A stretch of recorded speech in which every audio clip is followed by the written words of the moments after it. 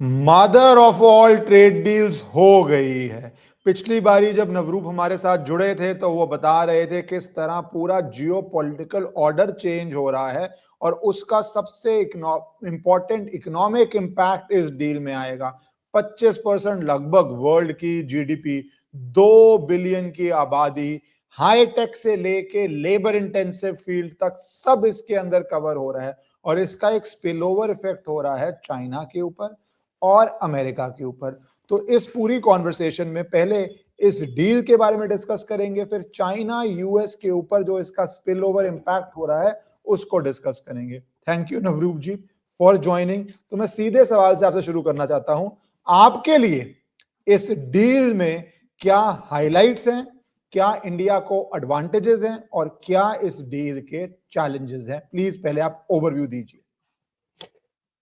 Thank you Ishkaran. पहले इस पे ये इंडिया का 8वां एफटीए है जो 2021 से साइन हुआ है।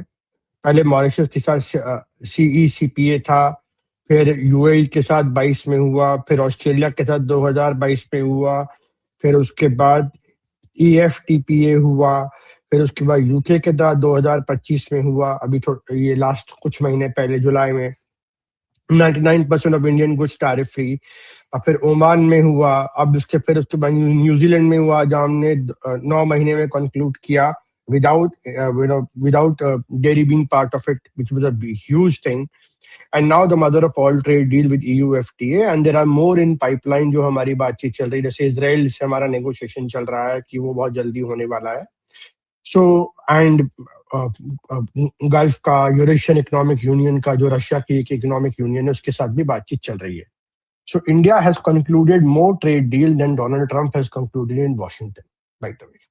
ठीक है, तो मतलब लोगों को समझना चाहिए कि वॉशिंगटन में क्या हो रहा है और न्यू दिल्ली में क्या हो रहा है। And India EU FTA, the mother of all trade deals. Piyush Goyal ने इसको बहुत प्रॉपरली कॉइन किया और उर्सुला मैडम ने इसको बहुत अच्छे तरीके से मार्केट किया।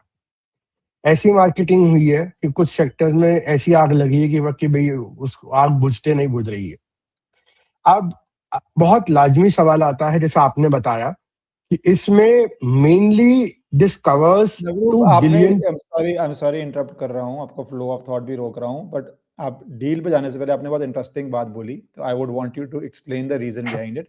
इंडिया ने कॉइन किया, इंडिया तो कॉइन करता रहता है, बहुत चीजें बोलता है, बट ऐसी मार्केटिंग ईयू ने जो करी, mother of all trade deals, and marketing is important. और आपने बिकॉज ये वर्ड बोला तो 2 सवाल। ऐसी marketing EU which is not known for marketing that much usually, और it is known for branding. वो अपने पेरिस में क्या क्या अपनी from labels to their destination branding कर देते हैं। तो ये भाई मार्केटिंग हुई क्यों और इतनी बेहतरीन मार्केटिंग क्यों हुई? तो पहले मार्केटिंग पे बोलिए, फिर डील पे आते हैं।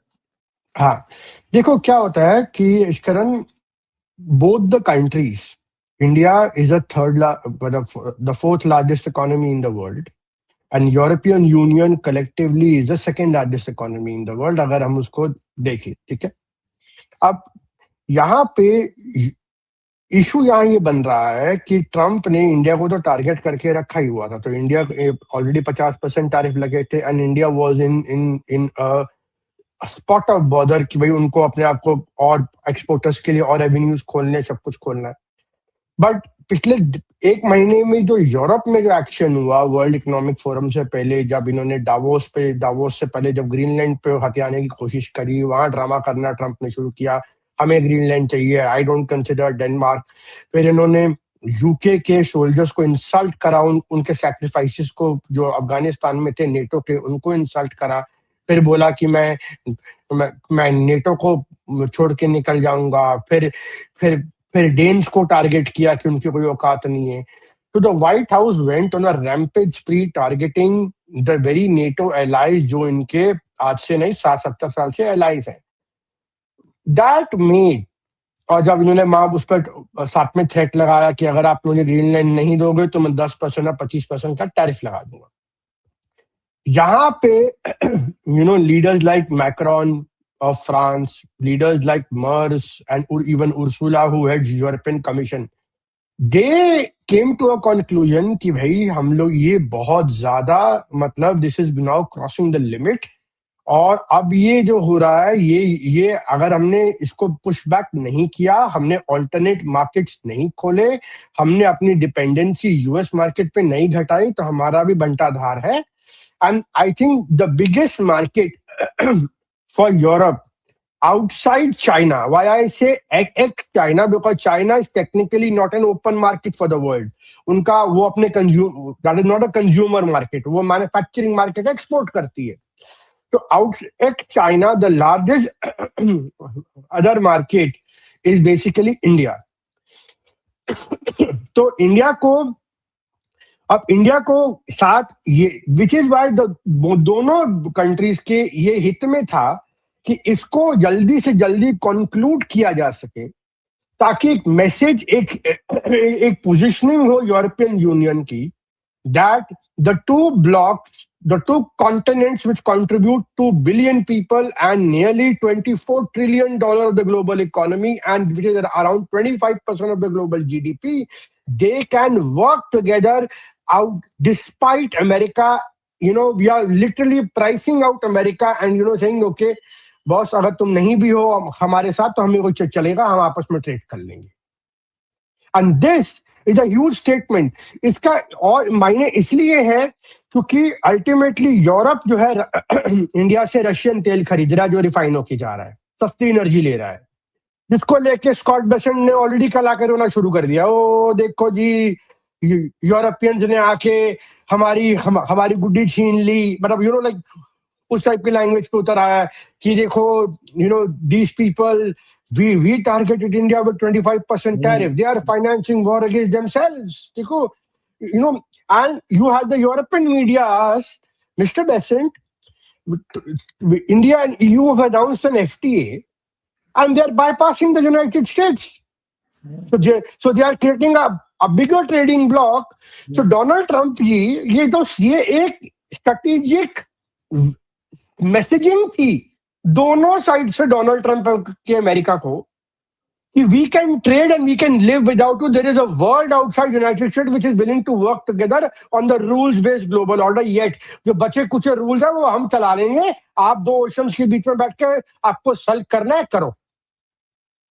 आज अमेरिका फर्स्ट. तो this was a strategic marketing with Ursula did. और उसके लिए भी पीछे बैकरूम में, बिकॉज यूरोप अल्टीमेटली नीड सस्ती एनर्जी, दे नीड सस्ते products, and India is the ideal country जो ये चीज प्रोवाइड कर सकती है.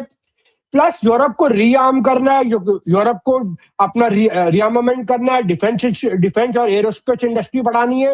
And Europeans amount for around 25% of world aerospace. Airbus वहां की है ना, फ्रांस की Airbus, Dassault, Eurofighter, ग्राइपन.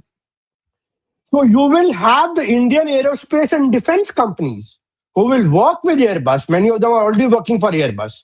Many of them would work with Dassault in the Rafale deal जो होने जा रही है आने वाले दिनों में, फरवरी मिड में जब राष्ट्रपति मैक्रोन इंडिया आ रहे हैं. एंड उसके बाद you will have the Indian defense and MIC also collaborating with the Europeans in a sense.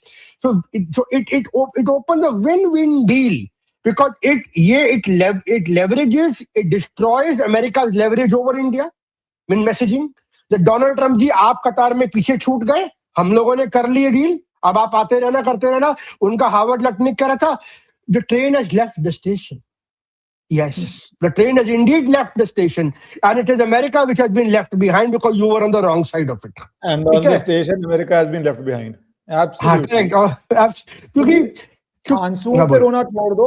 उनका अमेरिकन टीवी की क्लिप्स देखो, सोशल मीडिया पे आती हैं आजकल. लिटरली हर दूसरा व्यक्ति रो रहा है कि यूरोप ने धोखा दे दिया, जिस यूरोप को कुछ समझता नहीं था. और इंडिया तो हमने 50% टैरिफ लगाया. और दे आर नॉट सेइंग, पर मैं आपका कमेंट लूंगा इस पे, कि प्रधानमंत्री की स्ट्रेटेजी कैसी लगी आपको इसके अंदर to deal with Donald Trump. बहुत क्रिटिसिज्म भी झेली उन्होंने स्ट्रेटेजी को लेके, और कि आप जवाब नहीं दे रहे जब वो कह रहे हैं ऑपरेशन सिंदूर पे. प्रधानमंत्री क्यों नहीं बोल रहे कि मैंने सीज फायर करवाया, मैंने ट्रेड नहीं किया, फोन कॉल नहीं किया, एक्सेट्रा, याद है वो तो. बट प्रधानमंत्री ने जो स्ट्रेटेजी थी अपनाई. तो how do you view his strategy, क्योंकि आने वाले दिन में यूएस के अगेंस्ट ये इंपॉर्टेंट रोल होने जा रहा है. कोई डील तो होगी यूएस से, आज नहीं तो कल. हाँ देखो, अब इसमें बहुत इंटरेस्टिंग है. यूएसटीआर के बंदे ने क्या बोला, जो उनका हेड है, जो गिर है, जो टीवी पे आया, उसने बोला, जो उनका रिप्रेजेंटेटिव है, उन्होंने कहा India has won this round, मतलब it has come out on top, it are having the heyday. लेकिन जाते जाते वो एक चीज बोल गया, but Europeans have open, they are going for globalization, immigration, right? I haven't read about it, but we are here to only take care of. ये बहुत सोची समझी कैलकुलेटेड एक सोच है, जो अब यूरोपियन सोसाइटी को इग्नाइट और यूरोपियन स्टेट्स को इग्नाइट करेगी, क्योंकि उर्सुला ने मोबिलिटी की बात करी कि हम इंडिया से स्किल्ड वर्कफोर्स लेंगे। अब ये इमिग्रेशन के मुकाबले में अमेरिकन राइट को भड़काएंगे और बोलेंगे कि तुम इस डील को ब्लॉक करो लोकल लेवल पे, यूरोपियन पार्लियामेंट में। Make sure, because this bill has to be approved by 27 European countries before it is ratified by them in the European Parliament, and only then it can be enforced. On the other hand, you talked about key Pradhan Mantri Modi ji ki policy. I think it's a fabulous move where our foreign policy and our trade, commerce and trade policy has virtually checked out or checkmated Donald Trump's America. They are actually out of, उनको समझ नहीं आ रहा कि वो लोग इसको respond कैसे करें अल्टीमेटली। फॉर रीजन आपने यूरोप से डील कर ली, इतना बड़ा ब्लॉक, एक 1.2 billion people with 25% of the world GDP, and आपने सारे अपने टर्म्स बनवा लिए, आपने एग्रीकल्चर को एग्जाम्प्ट करवा लिया, डेयरी को एग्जाम्प्ट करवा लिया, न्यूजीलैंड से आपने डेयरी को एग्जाम्प्ट करवा लिया, यूके से डील कर ली, फ्रांस से आप डील करने जा रहे हो, लूला डी सिल्वा इंडिया आ रहे हैं, तो you have so much carnage coming to India, you have so much thing happening, then suddenly the United States thing, and that makes India's position even stronger, that we are not, we can, we have a bigger market. America is what, 330 million people behind tariff walls? India and European Union together will account for 1.2 billion people. I think this is a bigger deal compared to even United States. I'm giving the terminology of mother. So we have terminology of mother of all deals. So we have actually, हम लोगों ने actually, US को एक तरीके से अपने ही जाल में फंसा के उसको चेकमेट करके रखा है। और अब अगर कोई समझदार व्यक्ति होगा, समझदार राष्ट्रपति होगा, तो वो अपने रिप्रेजेंटेटिव को लात मारेगा और बोलेगा भाई तुम लोग क्या कर रहे थे। बट नहीं, वहां बैठा है एक इगोइस्ट आदमी जो कह रहा है मुझे और चाहिए था, ले बेटा और चाहिए। नहीं, जो हम तो जुलाई 2025 में डील ऑफर कर रहे थे कि ले, नहीं और चाहिए, थोड़ा और देऊंगा, एग्रीकल्चर भी खोल, जीएमओ भी खोल, ये मतलब डेयरी भी खोल, उसके बिना तो मानेगा ही नहीं। अच्छा मेरा सोया ले, मेरा कौन ले, नहीं, बात वो नहीं है। एंड देन इस कारण कल मैंने बहुत इंटरेस्टिंग चीज पढ़ी है जो मैं डिस्कस करना चाहता हूँ, जो I would want to highlight. आपने बोला प्रधानमंत्री मोदी जी की स्ट्रैटेजी क्या है, ये भी एक स्ट्रैटेजी का हिस्सा है। इस स्ट्रैटेजी में कल जो मैंने पढ़ा, इकोनॉमिक टाइम्स में आया है और मैंने पहले भी आपके इस पे बात करी है कि अगस्त के महीने में इंडिया और रशिया ट्रेड कर रहे थे, ये ऑयल को लेके रुपये का सरप्लस बन रहा था, ठीक है। अगस्त के महीने में आरबीआई एक सर्कुलर निकालता है 12 अगस्त को कि वॉस्ट्रो अकाउंट के आप ओपन करके अब, ठीक है, यू कैन री इन्वेस्ट दो surpluses back into Indian security and bonds, government security and bonds, जिससे इंडिया वो मनी यूज करेगा अपने इंफ्रास्ट्रक्चर को इन्वेस्ट करने के लिए, ठीक है। अब ये क्या हुआ, ये हुआ कि हमने रशिया से तेल खरीदा, रशिया को हमने रुपया दिया, रशिया ने उस रुपए को अपना ऑयल रेवेन्यू को रिसर्कुलेट करके, रिसाइकल करके इंडिया के बॉन्ड्स पे लगा दिया। This is like a mini creation of petro रूपी।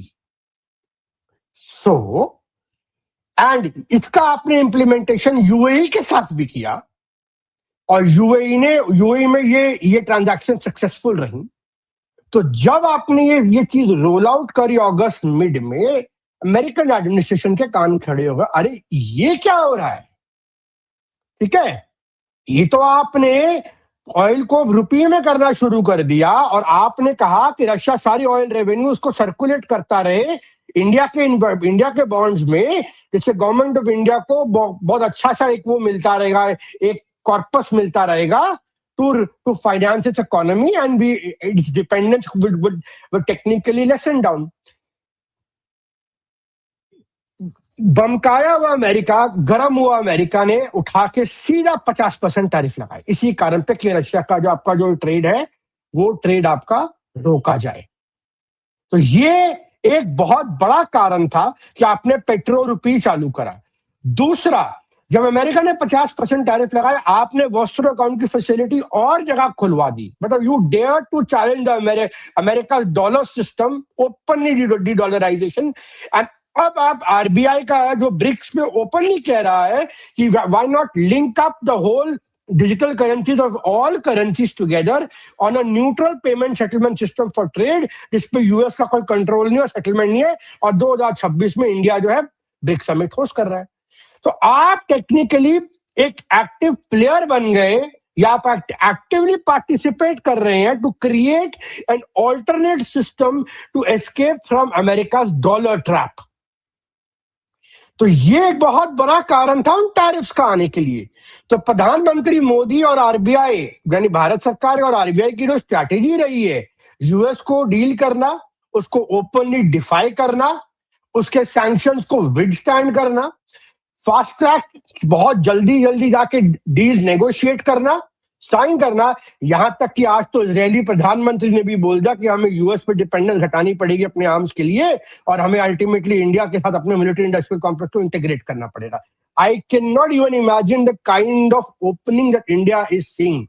And then you have the Canadian trolls, trolls come, Canadian Prime Minister, everyone saying, sorry Donald Trump, हमारे पास तेल और गैस खत्म हो चुकी है, हमने सारी डील जो इंडिया के साथ कर दी, अगले साल लेने आना दोबारा से, ठीक है। तो Carney is coming to India in March.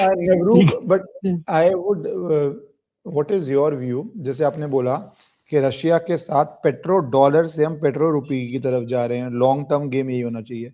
Europe के साथ ट्रेडिंग को लेके, या कल अगर हमारी चाइना से जो ट्रेडिंग है, do you feel non petro also international trade क्या नॉन डॉलर हो सकता है? Could be euro and rupee could be correct, बिल्कुल।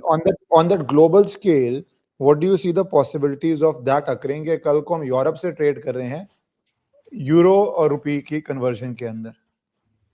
पॉसिबल है, which is very much possible, and euro is only anyway recognized currency, and it is part of the IMF's HDR basket. मतलब मतलब अगर आप DXY का dollar index calculate करेंगे तो उसके एवज में पाउंड आता है, यूरो आता है, येन आता है, और युआन आता है। तो these 4-5 currencies are internationally recognized, मतलब accepted norms of exchange. तो इंडिया और यूरोप का जो ट्रेड है वो हम यूरो और रुपी के सेटलमेंट सिस्टम में हो सकता है, again outside the purview of America. So now the problem for America is that it will not be able to stop this trade. It will not be able to sanction this trade either between India or Europe, even India and China. We might do a settlement between two of us over our BRICS payment settlement system. तो बहुत ये जो पूरी की पूरी जो बिसात जो बिछ रही है पूरी की पूरी एक एशिया में, एक यूरेशियन कॉन्टिनेंट में, जहां पे अलग अलग देश अब यूएस को हेज करने लगे हैं। So much so कि राष्ट्रपति मैक्रोन आने वाले हैं वो राफेल डील के लिए एआई समिट पे जो आ रहे हैं 18-19 फरवरी को।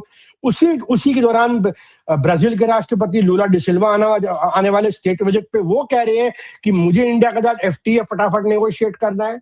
देन मार्क कार्नी आ रहे हैं मार्च में, जो कह रहे हैं कि मुझे यूरेनियम डील, एआई डील और गैस डील नेगोशिएट करनी है इंडिया के साथ, मैं एग्री हूं, मैं बेचने को तैयार हूं। तो आप इमेजिन करिए, North American countries, European countries, they want to trade with India. Similarly as we talk, जो स्टारमर है, कहते हैं यूके के पीएम, वो इस टाइम पे चाइना में है। मैक्रोन दिसंबर में चाइना में थे। तो आप सडनली देखो, there is a slow of visits which have happened from UAE to Russia to to Germany, to France, to European Union, to Canada, to Brazil, either touring India or they are touring China. And what does that show? That the confidence in Donald Trump's America is totally gone. वो shake हो चुका है कि ये trustable partner नहीं है. सो much so कि Scott Bessent, can you even believe this, वो बंदा कनाडा के एल्बर्टा प्रोविंस के बंदे को बोल रहा है कि तुम अपना सेपरेटिज्म चालू करो, कनाडा से अलग हो जाओ. Wow, literally now you are trying to instigate separatism against a northern neighbor, and you're also saying, you know, like, boss, अगर तूने मेरी बात नहीं मानी मैं तेरी यूएसएमसी में बजा दूंगा. So this is a problem with Trump's America. It is behaving like a bully. It is losing the control over dollar guardrails and payment settlement system. It is losing control over the global trade enforcement, and now it is saying कि अब मैं क्या करूं. And all this is thanks to Donald Trump's tariff policies, which are now boomeranging. तो ये था पूरा. Putin ने बोला ना, प्रेसिडेंट प्यूटिन ने, कि अमेरिका ने फॉरेन पॉलिसी की सबसे बड़ी मिस्टेक करी कि अपनी फॉरेन पॉलिसी को डॉलर के साथ लिंक करके. तो ही इज एंड प्यूटिन की ऑब्जर्वेशंस बहुत हिस्टोरिकली ग्राउंडेड होती हैं. पूरा वो डिटेल लेके आता है. इफ यू सी इतिहास लेके आता है, पूरा इतिहास लेके बैठता है. वो ऐसे नहीं बैठता कि भैया मैंने बोल दिया. Rare among world leaders, because I was seeing his Tucker Carlson से इंटरव्यू, साल 2 साल हो गया उसको, where for the first मेरे ख्याल से 1.5 घंटा तो वो पूरा हिस्ट्री लेसन ही देते रहा लोगों के, हमारी सिविलाइजेशन है क्या, रशियन स्टेट है क्या, एक्सेट्रा एक्सेट्रा एक्सेट्रा. तो वेरी इंटरेस्टिंग कमेंट्स थे उसके कि आपने फॉरेन पॉलिसी को डॉलर से जोड़ के, और अब तो उससे भी बदतर, फॉरेन पॉलिसी को ट्रेड बैरियर से जोड़ के आपने दोनों तरफ जूते खाए हैं और खाओगे भी. आप अपने दोस्तों को मजबूर कर रहे हो. यूरोपियन यूनियन में दोस्त भी क्या था, जूनियर पार्टनर था, उसको मजबूर कर रहे हो कि भैया वो इंडिपेंडेंट होने के लिए जाए ही जाए. हाँ, क्योंकि आप देखो ना, यूएस की कमिटमेंट्स पे अब कोई भरोसा नहीं रहा है. अब जैसे ही करण, मैं बता दूं, जैसे ही ये ग्रीनलैंड का मसौदा सॉल्व होगा, ठीक है, जो ट्रंप ने किया, इसीलिए जैसे ये काम होगा, वो डील नेगोशिएट होगी, चाहे वो बेसिंग राइट्स हो, चाहे वो लीज हो, चाहे वो साइप्रस की तरह हो, चाहे वो किसी और तरीके की डील हो, यू विल सी कि यूएस जो है अपने फॉरवर्ड बेसिस यूरोप से विड्रॉ करेगा और वो कहेगा मैं चला, मेरे को रशिया को फाइट करने में कोई इंटरेस्ट नहीं है, तुम लोग मरो. उसने यूक्रेन को कल ओपनली बोल दिया है कि भैया मैं तुझे अब एड तभी दूंगा जब तू ये डोनेट्स्क रीजन रशिया को देगा. ठीक है, कि तू ये मान जाएगा, इस कंडीशन पे तुझे एड मिलेगी. क्योंकि ये अमेरिकन एम्पायर रिट्रीट में जा रहा है. ये कह रहा है कि मुझे लड़ना ही नहीं है, मुझे फालतू का इस फ्रंट लाइन पर नहीं लड़ना है, मेरा ऑब्जेक्टिव ये नहीं है. तो now the Europeans will have to seriously think कि अगर यहां से अमेरिकन की छत्र छाया और अम्ब्रेला हटेगा तो हम किसके हवाले जाएंगे. हमें कौन सस्ता सामान देगा, हमें कौन सस्ती सर्विसेज देगा, हमें कौन सस्ती एनर्जी देगा, चाहे वो आईटी सर्विसेज हो, ऑयल हो, एलएनजी हो, गैस हो. तो ये उर्सुला मैडम ने, because India is a relatively neutral geography, we are not like China जो आपकी इंडस्ट्री को तबाह कर देगा अंदर घुस के. चाइना के तो इतिहास है कि जहां उनको मौका मिला वो अंदर घुसे, उन्होंने आपकी इंडस्ट्री को इतना ओवरवेल्म कर देंगे कि वो सत्यानाश हो जाएगा आपका. लेकिन इंडिया में क्या है कि हम लोग वो नहीं करते, हम लोग जेन्युइनली वहां मिलकर उनके साथ काम करते हैं. तो ये जो डील है, ये विन विन डील है. और इस डील के अगर आप जो वो पढ़ोगे, ओके, तो इस डील में सबसे इंटरेस्टिंग बात यह है कि इसमें पहले डिस्कस करते हैं कि what India gets from EU. ठीक है, इसमें आता है पॉइंट, मैं डील पे आने से चाइना पे बोलो, क्योंकि चाइना के साथ कोई भी ट्रेड आप करोगे आपको उसको नेशनल सिक्योरिटी लेंस से देखना पड़ेगा. अभी यूके की रिपोर्ट आई है कि इस तरह डाउनिंग स्ट्रीट के अंदर प्राइम मिनिस्टर के एड्स के so called phone, emails China hack कर रहा था. अब truth not truth is separate, but ये खबर और ये डेंजर परसिस्टेंट है. तो यूरोपियन यूनियन उस तरह से चाइना से, एक्सेप्ट 80s 90s में जो भी यूएस ने मैन्युफैक्चरिंग वहां भेज दी, उस समय चाइना वाज इररिलेवेंट. जब से चाइना रेलेवेंट हुआ इकोनॉमिकली, उसकी मंशा जो है of becoming a great empire, वो आप उसके साथ हाईटेक की या सेंसिटिव, या मेरे ख्याल से यूरोप में बीच में 5G 4G में चाइनीज टेंडर अलाउ नहीं कर रहा था यूके, तो वो नेशनल सिक्योरिटी इश्यूज बहुत बड़े हैं ट्रेड के पीछे, तो इंडिया के लिए यूनिक अपॉर्चुनिटी है। उस कॉन्टेक्स्ट में वो आप डील में उतारे थे, क्या इंडिया के लिए बेस्ट पार्ट्स? हाँ, तो इसमें अगर मैं मतलब बहुत सिंपल से बात करूं, 95.7% ऑफ दीज सेक्टर्स जो मैं बात करने जा रहा हूं will fall to 0% on first day of the deal. Marine product जो 26% ईयू टैरिफ लगाता है वो 0 पे आ जाएगा। ये इंडिया के एक्सपोर्टर्स की बात हो रही है। केमिकल्स 12.5 12.8 0, प्लास्टिक एंड रबड़ 6.5 0, leather and footwear 17% 0, textiles 12% 0, apparel and clothing 12% 0, base metal 10 से 0, जेम्स एंड ज्वेलरी 4 से 0, railway and aircraft and ship 7.5% से 0%, furniture and allied consumer good 10.5% से 0, टॉयज 4.5% से 0, स्पोर्ट गुड 4.5% से 0। तो नाउ यू इमेजिन ये जितने भी हमारे लेबर इंटेंसिव सेक्टर है, मरीन प्रोडक्ट, टेक्सटाइल्स, आपके अपैरल्स, आपके मेटल्स, आपके जेम्स एंड ज्वेलरी, जो लेबर इंटेंसिव सेक्टर है, जो सबसे ज्यादा सफर करेंगे because of the 50% tariff for America, यहाँ पे ये टैरिफ जो है आपके जो यूयू के टैरिफ है वो 8 से 10 या 12% से एवरेज से घट के 0 पे आ जाएंगे, which means a lot of these can be exported to this geography। and keep in mind ऐसा ही अग्रीमेंट हमारा यूके के साथ भी हो चुका है। ठीक है, अब what does European Union get from India? Because it has to be give and take। कि भाई हमने क्या लिया? EU gets machinery and electrical equipment जो 44% टैरिफ था, 0 for almost electrical equipment. Aircraft and spacecraft जो 11% था वो 0। Again I told you why aircraft and spacecraft, because उनका एरोस्पेस यू की बहुत अच्छी है, चाहे वो डसॉल्ट हो, चाहे वो एयरबस हो, चाहे वो ग्राइपन और साब हो। ठीक है, optical, medical and surgical equipment 27.5% से 0 for 90% of the products. Plastics 16.5 से 0। Pearls, precious stone and semiconductors, precious stone and metals 22.5% से 0, जिसमें 20% of products and tariff reduction for another 36% of the product, मतलब कुछ के लिए 20%, कुछ के लिए 37% के लिए। केमिकल्स 22% से 0। Motor vehicles, auto sector which is the most important sector in Germany, ठीक है, जो ऑटो सेक्टर जर्मनी का जो एक बहुत फेमस है, BMW and Mercedes, down from 110% to 10% with a quota. इसमें भी कोटा है, ये नहीं कि आप फ्लड कर दो मार्केट को। 2,50,000 व्हीकल्स का कोटा, उस पहले 2.5 लाख हाई एंड कार्स के लिए पर ईयर, ठीक है, उसके लिए आपको 10% टैरिफ लगेगा। ठीक है, instead of 110%। Iron and steel 22% से 0। Pharmaceuticals 11 to 0। So now we have virtual integration of दोनों इकोनॉमीज का। और इसमें मैं बता दूं, हमारा डिफेंस का अग्रीमेंट और सिक्योरिटी अग्रीमेंट भी, साइबर सिक्योरिटी अग्रीमेंट भी साइन हुआ है, जिसमें एंटी टेररिज्म, साइबर सिक्योरिटी भी होगा। साथ साथ में India and EU have also begun negotiation on agreement on services। Services means IT services basically, right?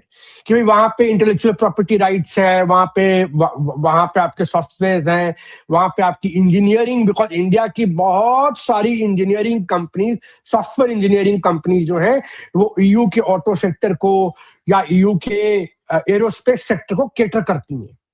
मतलब टाटा ग्रुप की बहुत सारी कंपनी है जो ये काम करती हैं। तो टेक्निकली अगर हम देखेंगे तो this is a win win deal for both countries. EU gets a lot many things which they want from India, including wines, by the way। Wines भी बहुत सस्ती हो गई हैं, you know, French wines and everything। तो indirectly it benefits France की wines as well। And dairy and agriculture is not part of it। तो that cheese वगैरह जो लोग कह रहे हैं, but then Switzerland is a separate country, Swiss cheese is a different altogether। That's not classically a part of EU। तो ये basically इन्होंने किया है यहाँ पे। तो टेक्निकली यार अगर देखें तो this is a win win deal for both the countries, और इसकी strategic messaging is something which I told you, like is hit home specifically with Donald Trump's America and with all those tantrums जो हम लोग जो आए हैं, मैं हम लोग एरिया ऑफ कंसर्न पे आना चाहता हूँ। देखो डील बोलो। तो विन विन ही होनी चाहिए। मुझे लगता है इंडिया की बिगेस्ट विन ये है कि हमने एग्रीकल्चर और जो जो हमारी रेड लाइंस थी वो हमने बहुत क्लियरली इस्टेब्लिश कर दी कि वो रेड लाइंस क्रॉस नहीं होंगी, डेयरी, एग्रीकल्चर एक्सेट्रा। और वो एक पैरामीटर फ्रेम कर दिया, जैसे हम वकालत में करते हैं, एक ड्राफ्ट बना होता है, उसके ऊपर थोड़ी मोटी मॉडिफिकेशन होती रहती है। सो हमारी ट्रेड डील ड्राफ्ट रेडी है। तो उसके अंदर यूएस को भी पता है कि भैया यूरोपियन यूनियन से भी नहीं, न्यूजीलैंड से भी नहीं, यूके से भी नहीं, ये जो इनके रेड लाइंस है एग्रीकल्चर, डेयरी आउट है, अब इसके आगे बात करो। दूसरी पर इसमें जो चैलेंजेस आ रहे हैं मैं जानना चाह रहा हूँ दो। एक कहते हैं कि यूरोपियन यूनियन के ऊपर यूएस क्या गेम्स खेल सकता है टू डिले इट, क्योंकि जैसा हमने शुरू में बोला यूएस ओपनली ऑफिशियली रोना तो शुरू हो चुका है कि India has come out on top. वो क्या कह रहा था, एक स्टेटमेंट थी लड़ने की, किसकी थी, कि हमने इंडिया को डील उस समय ऑफर करी थी, अब तो हम वो डील ऑफर नहीं करेंगे, तो रख अपनी ऑफर अपने पास, अब तुझे हम भी वो ऑफर नहीं कर रहे जो उस समय कर रहे थे, हमारी तो डील होनी शुरू हो गई है। तो क्या यूएस के पास एबिलिटी है स्कटल करने की? और दूसरी जो यूरोप से चैलेंज है, पहले आप यूरोप वाले का आंसर कीजिएगा, जहां पे कहते हैं कि टैरिफ से इक्वल लेवल तक, कुछ लोग कहते हैं ज्यादा, यूरोपियन यूनियन के नॉन टैरिफ बैरियर्स होते हैं, उनकी परमिशंस, कंप्लायंसेस, वो ब्यूरोक्रेसी का एक ऐसा वहां पे ओल्ड वर्ल्ड ताना बुना है कि उसके सामने इंडियन ब्यूरोक्रेसी भी कम है। ऑब्स्ट्रक्शनिस्ट इंडियन ब्यूरोक्रेसी भी उतनी नहीं है जितनी ऑब्स्ट्रक्शनिस्ट जैसे यूरोपियन ब्यूरोक्रेसी है। तो वो पॉलिटिकल विल होने के बावजूद रेड टेपिज्म जो हम भारत में वर्ड यूज करते हैं उसके अंदर फंसा के नॉन टैरिफ बैरियर्स में ये बहुत हद तक डील फ्रस्ट्रेट हो सकती है। तो उस पे आप क्या व्यू है आपका नॉन टैरिफ बैरियर्स पे? और दूसरा यूएस क्या तांडव कर सकता है अभी भी टू मेस इट अप?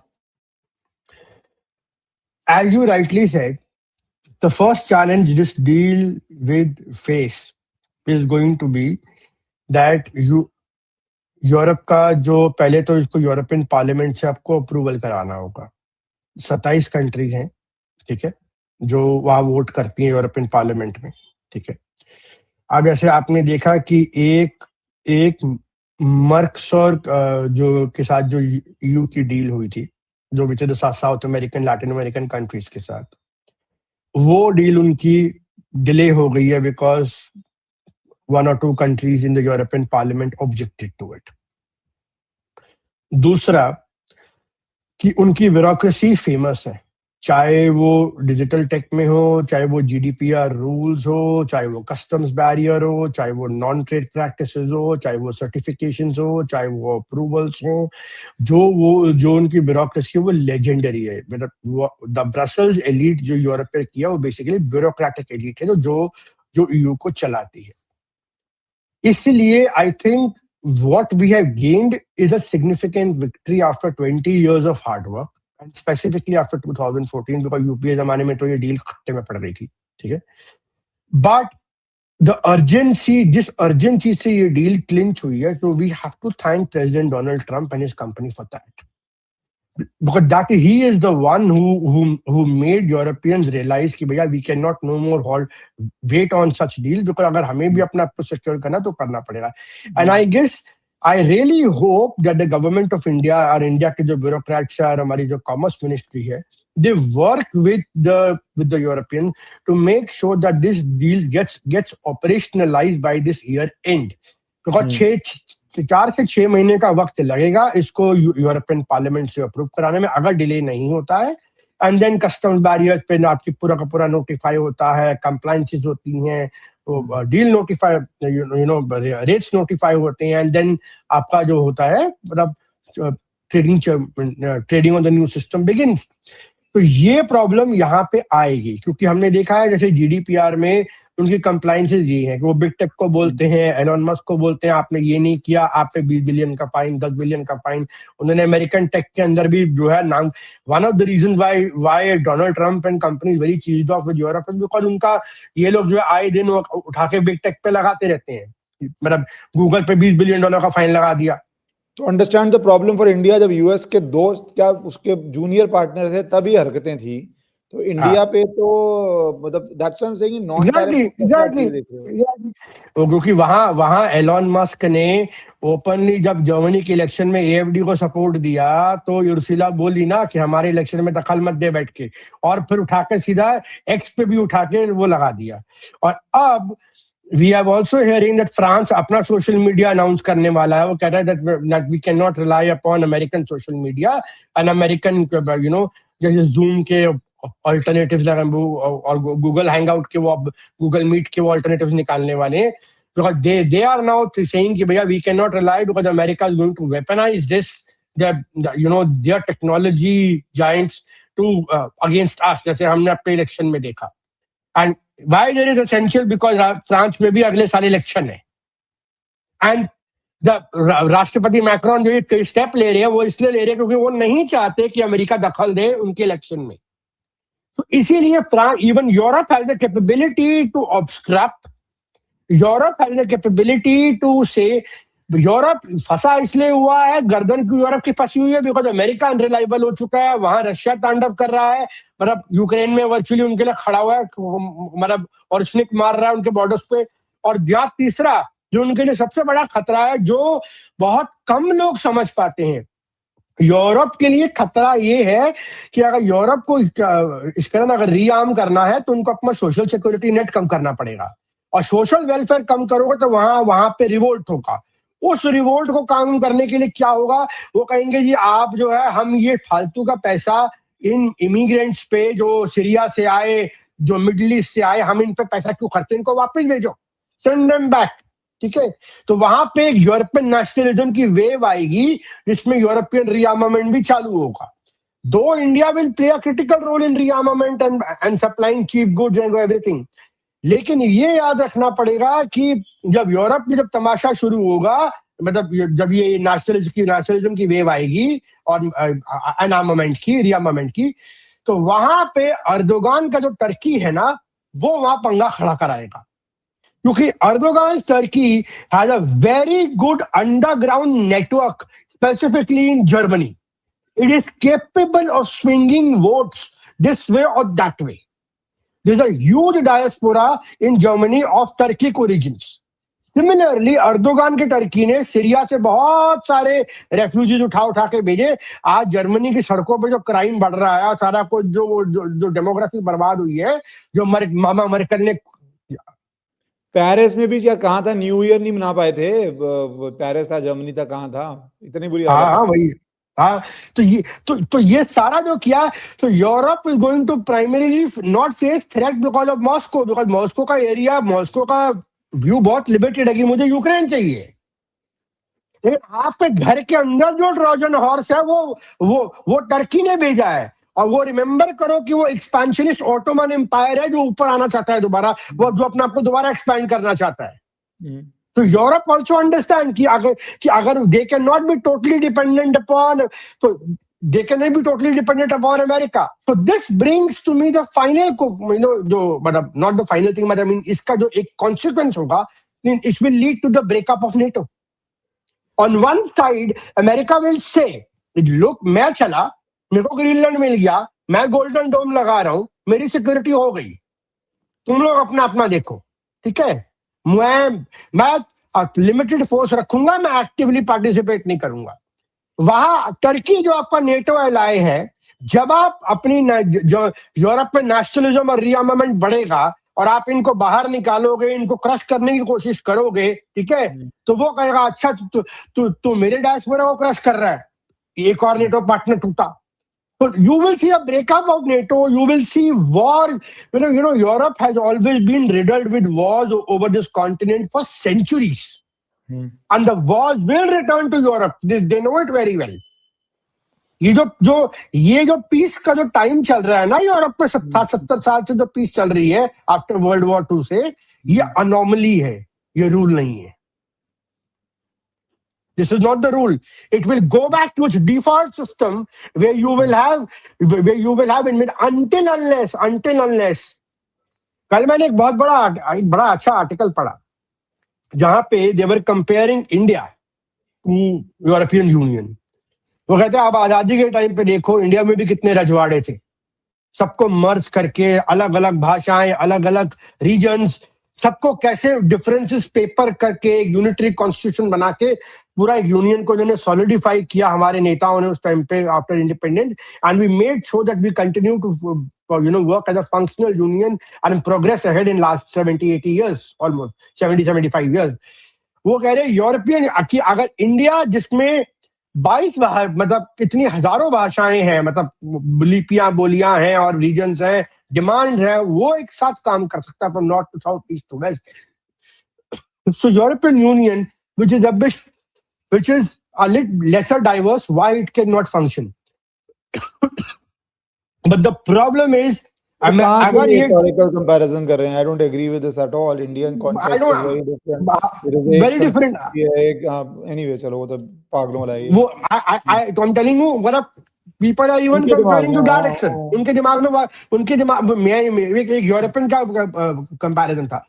न पॉइंट यहाँ पे ये आता है कि अमेरिका अल्टीमेटली यूरोपियन यूनियन को भी तोड़ना चाहता है. वो अगर आप जेडी वांस और कंपनी का अगर आप पूरा प्रोजेक्ट देखो, they call it the ultimate progress of the globalism. European union symbolizes from globalism. और वहां ये क्या करेंगे, जहां यूरोपियन नेशनलिज्म आएगा तो यूरोपियन यूनियन को भी पर से थ्रेट होगा कि क्या फ्रेक्सिट हो सकता है. ब्रेक्सिट के पास फ्रांस एग्जिट कर सकता है अगर मरीन ली पेन आ गई तो. या अब इसमें बहुत इंटरेस्टिंग बात है, इटालिया की जो जॉर्जिया मेलोनी है वो एक टाइम पे कह रही थी कि मैं जाऊंगी यूरोप से बाहर, लेकिन जैसे वो पावर में आई वो पलट गई, कहती नहीं. तो पॉलिटिशियन का you can not blame it, no. वो पॉलिटिकल कैंपेन के लिए they may fight, but ultimately Europe की जो शेयर डेस्टिनी है और उनका जो एक इंटरलिंकिंग है, that should be a good hedge for India in global order going ahead, specifically जो ट्रेड डील्स की बात आती है.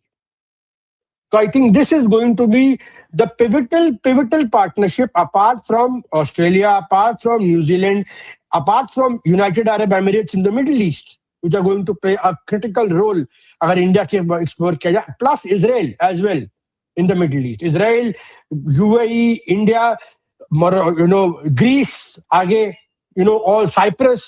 So this is going to be a new axis which is going to, further diversify India का जो options है in Middle East and European Union. Thank you Navroop. US से लेके यूरोपियन यूनियन की डील का इंक्लूडिंग कि क्या इस डील के बाद भी यूरोपियन यूनियन के अंदर they will revert back to 1940 से पहले जो 1000 साल चलता रहा है यूरोप के अंदर लड़ाइयाँ. लोग इंडिया की बाल्कनाइजेशन की बात करते थे, मुझे लग रहा है नेटो का बाल्कनाइजेशन जो आप बोल रहे हैं, आई थिंक वो ऑलरेडी हो रहा है. जब आप ग्रीनलैंड को धमका रहे हैं तो एक तरह से हो ही रहा है, वो औपचारिकता बची है. और अगर यूरोप के अंदर भी हो जाता है, इंटरेस्टिंग टाइम्स अहेड, नजर रखेंगे इसको और डिस्कस करते रहेंगे. Thank you so much for your time Navroop. You are welcome. Thank you so much.